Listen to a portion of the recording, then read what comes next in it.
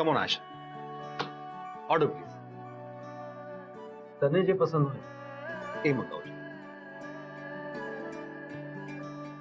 તમે જ ઓર્ડર કરી દો. નો આયશા, આજે આ ડિનર તારા માટે છે, એટલે તને જે પસંદ હોય, તને જે ભાવતું હોય ને તારું જે ફેવરેટ હોય ને એ જ મંગાવ. સાચું કહું છું આયશા, મસ્કા નથી મારતો.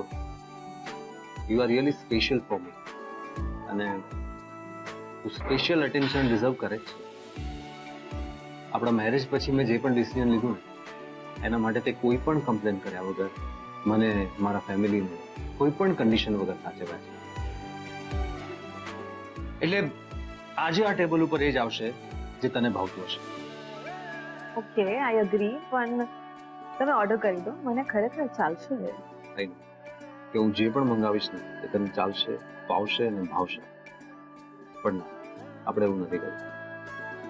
સાચું કહું ને આયશા, તો મને તારી ચોઈસ શું છે ને એ પણ ખબર નથી. એટલે આઈ વોન્ટ કે આજે આપણે એ ઓર્ડર કરીએ જે તને પસંદ હોય, તને ભાવતો હોય. ઓકે? અને આજે ચાલશે, પાવશે અને ભાવશેનો ફંડા હું અપ્લાય કરીશ.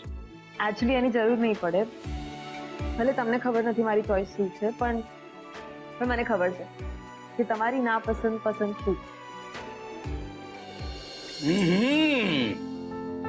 આજે તને સ્ટેન્ડિંગ ઓવેશન મળ્યું એની ખુશીમાં આઈસ્ક્રીમ પાર્ટી. યસ પપ્પા.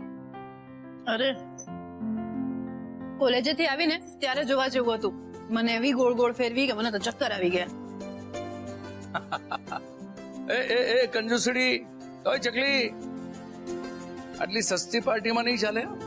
ઇટ્સ અ બિગ અચીવમેન્ટ, એટલે તારે અમને ખૂબ મોટી પાર્ટી આપીને ટ્રીટ આપવી પડશે. દંડી.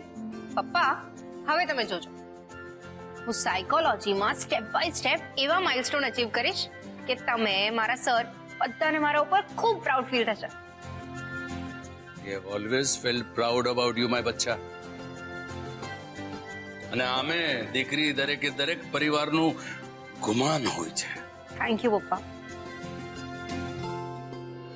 બોલ બોલ.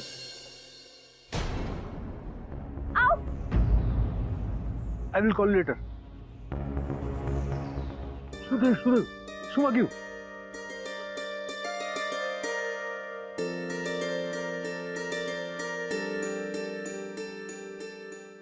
અરે બોલ ને, શું વાગ્યું? પગ મચકોડાઈ ગયો. વેટ, હોલ્ડ, જસ્ટ એક મિનિટ.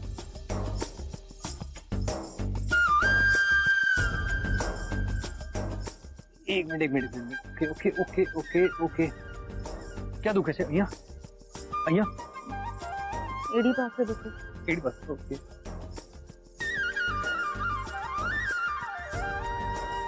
વેટ.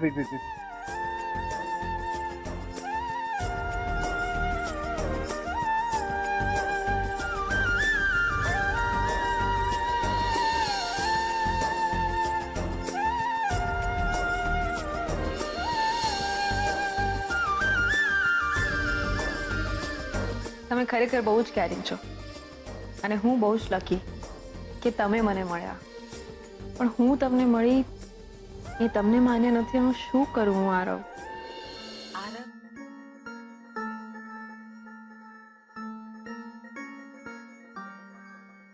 ચાલો હવે સુઈ જઈએ.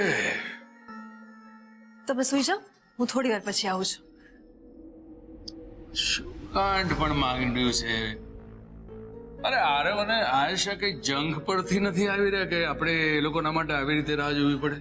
તમારી વાત સાચી, પણ એ બંને આવે ને ત્યારે આરવનો મૂળ કેવો છે ને એ મારે જાણવું જરૂરી છે. અમે આરવને ધરાર મોકલ્યો તો ને, તો મારે જાણવું તો પડે ને કે એ ચીડાયો તો નથી ને મારા ઉપર વધારે. આ વિચાર તો તે જ્યારે આરવને ધમકી આપી ત્યારે તારે કરવા જેવો હતો. લાગે છે એ લોકો આવી ગયા. જુઓ, હવે આ લોકો આવી ગયા છે, એટલે તમે છે ને ઉપર જવાની ઉતાવળ ના કરતા. શાંતિ કોકી, શાંત થાવ. તું તો એવી રીતે હરખાઈ રહી છે જાણે લગ્ન પછી પહેલી વખત આયેશા આપણા ઘરમાં ગૃહ પ્રવેશ કરવાની છે ને આપણે બંને એને પોખવા માટે ઊભા છે. સાંભળો ને, હું શું કહું છું કે આ આરવ અને સોનું આવે એટલે મારે એમને પૂછાય કે એ લોકો આમ બહાર જમવા ગયા હતા તો બધું બરાબર રહ્યું ને